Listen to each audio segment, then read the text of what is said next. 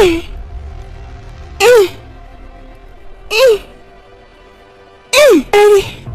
काफी थक गई हूँ, थोड़ा सा आराम कर लेती हूँ, फिर बाद में काटूंगी। और भूख भी लग गई है, कुछ फल लेके आई थी, वो बैठकर खा लेती हूँ। रानी एक विधवा औरत थी जिसके पति को गुजरे हुए काफी समय हो चुका था।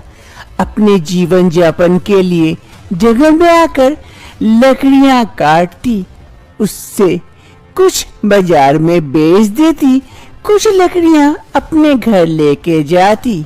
ऐसे रानी का दिन बीतता है। रानी काफी थक गई थी, जिस कारण वो जाकर एक पत्थर पर बैठती है और उसके पास कुछ केले रखे हुए थे, वो निकाल कर खाने वाली होती है। तभी देखती है सामने पेड़ पर एक बंदर उसकी ओर देख रहा होता है। अरे बंदर, और मेरे हाथ में केला, अरे लगता है तुम्हें भी भूख लगी है, आओ मैं तुम्हें भी केला देती हूँ, तुम भी खा लो। रानी जैसे उस बंदर को अपनी ओर बुलाती है, वो बंदर जल्दी से पेड़ से उतरकर रानी के पास आ जाता है और रानी की ओर देखने लगता है। तुम्हें भी भूख लगी है? ये लो केला खा लो, भूख मिट जाएगी। रानी उस बंदर को केला देती तो है, लेकिन वो बंदर केला नहीं लेता है। वो वहीं बैठकर रानी की ओर घूरे जा रहा था। क्या हुआ, भूख नहीं लगी है क्या? तो तुम बाद में खा लेना, तुम्हारा फेवरेट केला है। चलो अब मुझे देर हो जाएगी, मैं जल्दी से चलती हूँ। बंदर वही बैठा रहता है। रानी जल्दी से लकड़ियाँ समेट लेती है और घर की ओर चल देती है। जंगल आती तो है और जंगल से लकड़ियाँ भी काटती है। वो बंदर बैठ कर रानी की ओर देखता है। रानी लकड़ियाँ काटकर वहाँ से चली जाती है तो वो बंदर काफी उदास हो जाता है। एक रोज रानी की तबीयत कुछ ठीक नहीं थी, जिस कारण वो जंगल की ओर नहीं जा पाती है लकड़ियाँ काटने के लिए। अरे आज तबीयत ठीक नहीं लग रही है, क्या करूँ? आज तो जंगल नहीं जा पाऊंगी लकड़ियाँ काटने के लिए, लेकिन कैसे चलेगा? खाना बनाने के लिए लकड़ियाँ भी नहीं है, अब क्या करूँ? अरे काश वो बंदर होता तो कितनी अच्छी मेरी लकड़ियाँ ला देता, लेकिन अब क्या करूँ? देखती हूँ कितनी लकड़ियाँ, उसी में से कितना खाना बनता है। ये कहते हुए रानी घर के अंदर की ओर चली जाती है और वो बंदर रानी के घर के बाहर एक पेड़ पर बैठकर सारी बातें सुन लेता है। ऐसी बात है, मैं तुम्हारे लिए लकड़ियाँ जरूर लेके आऊंगा, अभी ला देता हूँ। फिर वो बंदर जल्दी से वहाँ से चला जाता है। रानी रसोई घर में थी। अरे जितनी लकड़ियाँ हैं, इसमें तो लग रहा है सिर्फ चावल ही बनने के लिए लकड़ियाँ भी नहीं है। अब उतनी ताकत भी नहीं है कि मैं जंगल जाकर लकड़ियाँ काट के लेके आऊँ, यही खा लूंगी आज। रानी वही रसोई में बैठे बैठे चावल बनने का इंतजार करती है। तभी वहाँ पर बंदर लकड़ियों का गांठ लिए वहाँ पहुँचता है। रानी ये देखकर आश्चर्यचकित हो जाती है। अरे ये तो वही बंदर है। अरे बंदर, तुमने लकड़ियाँ लाई मेरे लिए, लेकिन तुम्हें कैसे पता कि मुझे लकड़ियों की आवश्यकता है? अरे मुझे सब कुछ पता है कि तुम लकड़ियों के बिना कैसे खाना बनाती। आज वैसे भी तुम जंगल नहीं गई, इसीलिए मैं तुम्हारे लिए लकड़ियाँ लेके आया हूँ। लो, इससे आगे का खाना बना लो। अरे बंदर, तुम तो बोल भी सकते हो। हाँ हाँ, मैं बोल भी सकता हूँ और तुम्हारी परेशानियों को समझ भी सकता हूँ। अरे ये तो बहुत अच्छी बात है। फिर रानी बंदर के लाए हुए लकड़ियों से चूल्हे में आग लगाती है और बाकी की सब्जियां भी बना लेती है। अब ऐसे ही दिन बीतने लगते हैं। अब वो बंदर रानी के साथ ही रहने लगता है। दोनों एक दूसरे के साथ बड़े ही मजे से रहने लगते। कभी बंदर जाकर जंगल से रानी के लिए फल तोड़ के लेके आता और दोनों मिलकर खूब खाते। तो कभी रानी बंदर के लिए पकोड़े तल देती, बंदर भी मजे से खाता और दोनों की जिंदगी ऐसे ही खुशी खुशी बीत रही होती है। ऐसे कुछ समय बीत जाते। एक सुबह रानी की तबीयत बिगड़ने लगती है। उसे कुछ अच्छा नहीं लगता है। अरे आज तबीयत कुछ ठीक नहीं लग रही है, अजीब सा लग रहा है, शरीर भारी भारी सा लग रहा है। अरे रानी क्या हो गया, मैं तुम्हारी मदद करूँ क्या? अरे नहीं बंदर, तुम क्या मदद करोगे मेरी? मैं दिखा के आती हूँ, फिर देखती हूँ कोई अगर जड़ी बूटी दे देगी तो ठीक हो जाऊंगी। तुम यहीं रहना घर पर ही, घर की देख रेख करना, मैं आती हूँ। ठीक है जल्दी आना। फिर बंदर घर पर ही रुकता है और रानी जाती है खुद को दिखाने के लिए। उसकी तबीयत जो खराब लग रही थी।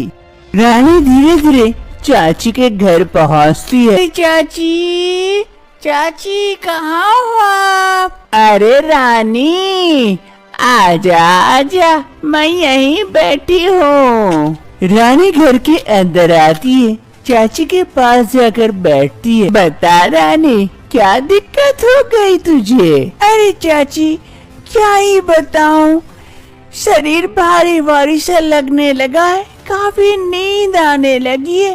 क्या करूं, अब जंगल में लकड़ियां काटने भी नहीं जा पा रही हूँ, काफी थक जाती हूँ। देखिए न जरा, कोई दवाई होगी तो दीजिए ना ताकि मैं ठीक हो जाऊं। अरे ये क्या बोल रही है? रुक, मैं जरा सा देख लेती हूँ, तुझे अच्छे से चेक कर लूं। फिर चाची रानी के नब्ज चेक करती है, उसे अच्छी तरह से देखती है। उसके बाद कहती है, अरे ये कैसे हो गया रानी? क्या हुआ चाची, कोई दिक्कत है क्या? अरे रानी तू तो पेट से है। अरे चाची ये क्या कह रहे हैं आप, मैं पेट से कैसे हो सकती हूँ? मेरे पति को गुजरे हुए काफी साल हो गए, मैं अकेले रहती हूँ, तो मैं पेट से कैसे हो सकती हूँ चाची? देख रानी, मेरा काम है देख कर तुझे बताना तुझे क्या दिक्कत है। अब तुझ में यही दिक्कत आई है, इसीलिए मैं तुझे बता दी, आगे तू देख ले क्या करना है। रानी चाची की ये बात सुनकर काफी मायूस हो जाती है और वहाँ से चली जाती है। अरे ये तो विधवा लड़की है, पति के बिना ही रहती है, तो फिर ये कैसे गर्भवती हो सकती है? कहीं इसके चाल चलन कुछ गड़बड़ तो नहीं है? नहीं, मुझे तो पंचायत जी को बताना पड़ेगा। गांव में ऐसे शर्मनाक चीजें नहीं होनी चाहिए। ये बात गांव में हवा की तरह फैल जाती है और सभी कोई गांव वाले मिलकर पंचायत बुलाते हैं। रानी को भी वहां बुलाया जाता है जवाब देने के लिए। अरे रानी, हम सभी गांव वाले ये जानना चाहते हैं आखिर ये बच्चा आया कहाँ से? तुम गर्भवती कैसे हुई, जबकि तुम्हारे पति तो काफी साल पहले गुजर चुके हैं? कहाँ की हो, मुंह काला, हमारे गांव का नाम क्यों बदनाम कर रही हो? अरे नहीं पंचायत जी, ऐसी कोई बात नहीं है, मैं ऐसा वैसा काम कुछ भी नहीं की हूँ। नहीं पता मैं गर्भवती कैसे हो गई। अरे पंचायत जी, ऐसे नहीं बताएगी, इसे तो गांव से निकाल देना चाहिए। हमारे गांव का नाम खराब हो रहा है एक लड़की के कारण। इसे निकाल दीजिए हमारे गांव से। अरे हाँ हाँ पंचायत जी, वो सही कह रहा है, ऐसी औरत को गांव से निकाल देना चाहिए। हमारे गांव पर सवाल उठेंगे। हाँ हाँ निकाल दो। सभी कोई गांव वाले एवं पंचायत जी सभी कोई रानी के खिलाफ खड़े हुए थे। अब रानी को ये गांव छोड़ने से कोई नहीं बचा सकता था। तभी वहाँ पर एक साधु बाबा पहुँचते। जल्दी फैसला मत लो किसी के लिए। अरे महर्षि बाबा, आप प्रणाम बाबा, आप अचानक से यहाँ पधारे। हाँ हाँ, तुम्हारे गांव की भला के लिए मुझे यहाँ पधारना पड़ा और एक स्त्री पर अत्याचार हो रहा है, उसको बचाने के लिए मैं आया हूँ। लेकिन बाबा, ये लड़की बदचलन है, कहीं से मुंह काला करके आई है और हमारे गांव का नाम खराब कर रही है। इसी कारण हम इसे गांव से निकाल रहे हैं। पागल मत बनो, ठीक है ना? ये लड़की तुम्हारे गांव का रक्षक है। इसके पेट में पल रहा बच्चा इस गांव की रक्षा करेगा। जानते भी हो इसके पेट में किसका बच्चा है? नहीं बाबा, किसका है? ये लड़की जिसके साथ रहती है उसी का बच्चा है। क्या? ये क्या कह रहे हैं बाबा? वो तो एक बंदर है। हाँ बेटी, मैं सब जानता हूँ। किसी श्राप के कारण वो बंदर बन चुका है, लेकिन असल में वो बंदर नहीं, इंसान है और उसे श्राप है जिस कारण वो बंदर बना रहेगा। जब तक कि निस्वार्थ आत्मा वाला कोई आदमी उसे छू न ले, तब तक वो इंसान नहीं बन सकता बेटी। इसीलिए तो आज भी वो तलाश में है ऐसे इंसान का। जिस वक्त उसे ऐसा कोई इंसान छू लेगा, वो इंसानी रूप में आ जाएगा। चलो बेटी, मेरे साथ चलो यहाँ से। फिर वो महर्षि बाबा रानी को अपने साथ वहाँ से लेके चले जाते हैं और गांव वाले सभी अपनी गलतियों पर अफसोस करते हैं। ऐसे ही कुछ वक्त बीतता है। एक रोज रानी के पेट में काफी दर्द शुरू हो जाता है। दाइमा वहाँ आई हुई थी रानी की मदद करने के लिए और देखते ही देखते रानी एक प्यारे से बच्चे को जन्म देती है। लेकिन ये बच्चा कुछ अजीब सा था। इंसान का सर था लेकिन शरीर बंदर का था। आगे मैया गे, ये कैसा बच्चा है? इंसानी शरीर नहीं है, सिर्फ सर और बंदर का शरीर। अरे वो महर्षि सही कह रहे थे, यही हमारे गांव को बचा सकता है हर मुसीबत से। लो बेटी, तुम अपने बच्चे को संभालो, मैं जाती हूँ। फिर वो दाइमा उस बच्चे को रानी के बगल में रख देती है और वहाँ से जल्दी से भाग जाती है। क्या देख रही हो तुम वहाँ से? यहाँ आओ और बच्चे को गोदी लो। देखो कितना प्यारा बच्चा है। ये सुनते ही वो बंदर धीरे धीरे वहाँ करीब आता है। अरे कितना प्यारा बच्चा है। अले ले ले, अरे क्या हुआ, मन कर रहा है तो गोदी लो इसे, अच्छा लगेगा। अरे सच में मैं गोदी लूं, बच्चा बच्चा। जैसे उस बंदर ने उस छोटे से बच्चे को गोदी लेता है, अजीब से उसके शरीर में हलचल होने लगती है। पूरा शरीर वो वहीं से बच्चे को रख देता है, दूर हट जाता है और देखते ही देखते वो एक इंसानी रूप में बदल जाता है। ये देखकर रानी भी शॉक्ड हो जाती है। अरे तुम तो बंदर थे, इंसान कैसे हो गए? अरे रानी, मेरा श्राप टूट गया, मैं वापस से इंसान बन गया था, बंदर बना रहा और आज देखो मैं वापस से इंसान बन चुका हूँ। ये देखकर रानी पहले आश्चर्यचकित हुई थी, लेकिन अब मनी मन खुश भी होती है। फिर एक रोज रानी और वो बंदर जो इंसान बन चुका था, कुणाल, दोनों शादी रचा लेते पूरे गांव वालों के सामने और अपने उस अजीब बच्चे के साथ आगे की जिंदगी अब खुशी खुशी बिताते हैं।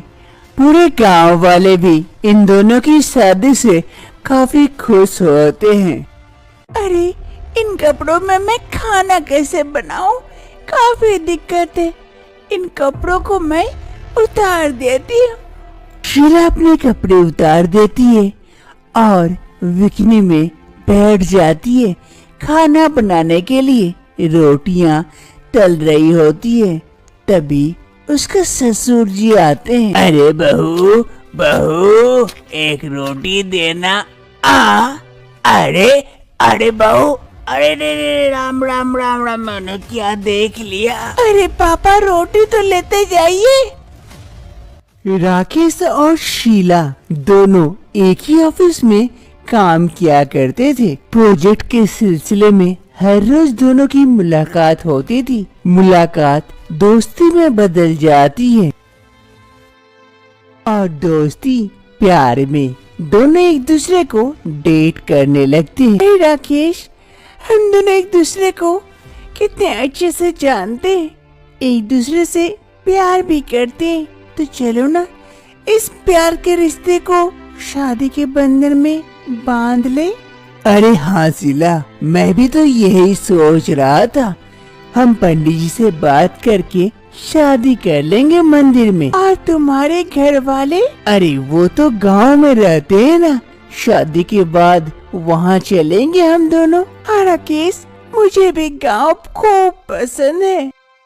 एक अच्छा दिन देखकर राकेश और शीला दोनों मंदिर में आकर शादी रचा लेते हैं। दोनों इस शादी से काफी खुश होते हैं। शादी के बाद राकेश शीला को लेकर गांव पहुंच जाता है। घर में राकेश का बाबूजी रामलाल बैठकर चाय पी रहे होते। तभी राकेश आवाज लगाते, माँ, बाबूजी। अरे कौन है, कौन? अरे बाबूजी, मैं हूँ राकेश। अरे राकेश बेटा, तू अचानक से, और ये साथ में कौन है? अरे बाबूजी, ये आपकी बहू है। शादी रचाकर हम यहीं सीधा चले आए हैं। अरे वाह वाह, ये तो बहुत खुशी की खबर है। अरे सुनती हो? अरे भाग्यवान, जल्दी आओ जल्दी। देखो राकेश आया है, साथ में बहू भी लाया है। ये बात सुनते ही राकेश की माँ शांति देवी दौड़े दौड़े वहाँ आ पहुँचती है। अरे राकेश बेटा, राकेश बेटा, अरे कितनी सुंदर है। अच्छा क्या बेटा, शहर से शादी करके आ गया? यहाँ तो तुमको इतनी सुंदर लड़की मिलती ही नहीं। अरे जाओ जाओ, बहू को घर के अंदर लेके जाओ। अरे राकेश बेटा, आओ यहाँ बैठो, कुछ बातें भी कर लूं तुमसे। इधर शीला शांति देवी के साथ घर के अंदर चली जाती है और राकेश जाकर अपने बाबूजी के बगल में बैठता है और दोनों बातें करते हैं खूब। दूसरी सुबह शांति देवी अपनी बहू शीला को लेकर रसोई आती है। अरे बहू, ये देख, ये हमारा रसोई है। आज तुम्हारी वैसे भी पहली रसोई है, तो कुछ भी आता है तो अच्छा सा बना देना, ताकि सबका दिल जीत लो। हाँ माँ जी, जरूर जरूर कुछ बनाती हूँ अच्छा सा। ठीक है बहू, तू बना, मैं तब तक घर का काम देखती हूँ। सास शांति देवी वहाँ से चली जाती है और इधर शीला। अरे अब मैं क्या बनाऊं, कुछ भी तो नहीं आता है। सुनी थी रोटी कैसे होती है, वही बनाती हूँ, लेकिन इतनी ज्यादा गर्मी अब मैं बर्दाश्त नहीं हो रही है। क्या करूँ, कुछ समझ नहीं आ रहा है। फिर शीला जाकर रोटी बनाने लगती है। शीला को काफी गर्मी हो रही थी, वो गर्मी से परेशान हो चुकी थी। अरे इतनी गर्मी बर्दाश्त नहीं हो रही है, एसी भी नहीं है। इतनी गर्मी में मैं तो मर जाऊंगी। नहीं नहीं, क्या करूँ अब। एक काम करती हूँ, इन साड़ियों को उतार देती हूँ, तब थोड़ी सी कम गर्मी लगेगी। फिर शीला खाना बनाते बनाते एक एक कपड़ा उतार देती है और धीरे धीरे सारे कपड़े उतार कर बिकने में आ जाती है। हाँ, अब थोड़ी सी राहत मिली, अब थोड़ी सी गर्मी कम लग रही है। जल्दी जल्दी से रोटियां बना लेती हूँ, फिर बाहर जाती हूँ, काफी गर्मी है। फिर इधर शीला रोटियां बनाने लगती है। तभी शीला का ससुर रामलाल रोटी मांगने के लिए रसोई आता है। अरे बहू, बहू दो रोटी। अरे राम राम राम राम, क्या देख लिया मैं। अरे अरे बहू, ये क्या कर रही हो, कपड़े उतार कर क्यों बैठी हो रसोई में। अरे बाबूजी, कहाँ उतारी हूँ, कपड़े तो पहने हुई हूँ।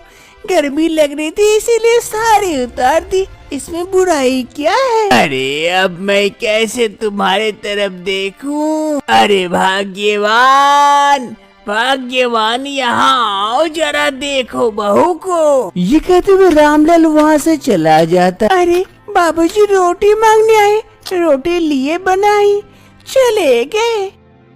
दूसरी रोज शांति देवी के घर कुछ मेहमान आए हुए थे। अरे शांति, सुना है तुम्हारी बहू भी आई है, जरा उन्हें तो बुलाओ, देखूं तो कैसी है। शहर की लड़कियां बहुत सुंदर होती है, सुना तो है, आज देख भी लूंगी। अरे हाँ दीदी, क्यों नहीं, अभी बुलाती हूँ। अरे बहू, बहू, जरा मेहमानों का मुंह मीठा तो करा। सभी को इधर बात कर रहे होते हैं, तभी शीला लड्डू लेकर वहाँ पहुँचती है। अरे चाची, ये लीजिए लड्डू, मुंह मीठा करिए। सभी को शीला को घूर घूर के देखते हैं, क्योंकि शीला रसोई में काम कर रही थी। गर्मी के वजह से सारे कपड़े उतार कर बिकने में आ जाती है यहाँ सबके सामने। अरे शांति, ये क्या, कैसी रे बेशरम बहू लेके आई। ऐसे क्या कोई मेहमान के सामने आता है कपड़े उतार कर। छी छी छी, हम तो सोचे थे शहर की लड़कियां अच्छी होती है, सुंदर होती है, ये तो बेशरम है, बेशरम बहू लेके आई। अरे हाँ हाँ शांति, ये कैसी बहू लेके आ गई तू, बेशरम जैसी, सबके सामने ऐसे कपड़े उतार के आ गई। छी छी छी, इसे देखकर तो हमें ही शर्म आ गई। हम चलते हैं, चलिए। शीला की करतूत देख शांति देवी के दोनों मेहमान वहाँ से चले जाते हैं। शांति देवी को बड़ा ही खराब लगता है और गुस्साते हुए वो वहाँ से चली जाती है। दूसरी रोज रसोई में शीला खाना बना रही होती है। तभी वहाँ पर राकेश पहुँचता। अरे शीला, माँ वो कह रही थी कि अरे ये क्या, तुम सच में विकनी में ऐसे क्यों बना रही हो? घर में ऐसे कोई कपड़े पहनता है क्या? अरे राकेश, तो मैं क्या करूं? इतनी गर्मी बर्दाश्त नहीं हो रही है, जैसे लग रहा है कि मैं यही मर जाऊंगी। अब सारे कपड़े पहन के अगर खाना बनाए तो कैसे? कम से कम कोई नहीं समझ रहा है, तुम तो समझने की कोशिश करो। इतनी ज्यादा गर्मी है और ऊपर से खाना भी बनाना है, कैसे करूं राकेश? तू भी बताओ। हाँ शीला, ये बात तो सही है। रसोई में और ज्यादा गर्मी बढ़ गई है। अब तो यहाँ रहना ही मुश्किल है। तुम तो खाना भी बना रही हो, देखता हूँ क्या कर सकता हूँ मैं। राकेश शीला की गर्मी से राहत के लिए सारा खाने का सेटअप छत पर कर देते और एक तिरपाल भी लगा देते, जिससे उसे गर्मी से भी राहत मिले। अरे शीला, अब तो गर्मी नहीं न लग रही है? अरे नहीं राकेश, इसीलिए तो देखो ना, साड़ी पहन के खाना बना रही हूँ। थैंक यू राकेश, इतना मेरे लिए सोचने के लिए। शीला सबके लिए खाना बनाई थी। सभी कोई खाने की खूब तारीफ करते हैं और शीला पूरे कपड़े में साड़ी पहन कर आई थी। ये देखकर उसकी सास भी काफी खुश होती है। माँ जी, और पनीर की सब्जी दूं? अरे नहीं नहीं बहू, आज तो ऐसे ही मन भर गया और खाना भी बहुत ही अच्छा बना है। अब शीला को और गर्मी नहीं होती है रसोई बनाते समय, क्योंकि वो छत पर खाना जो बनाती है और अपने परिवारजनों के साथ खुशी खुशी आगे की जिंदगी बिताती है।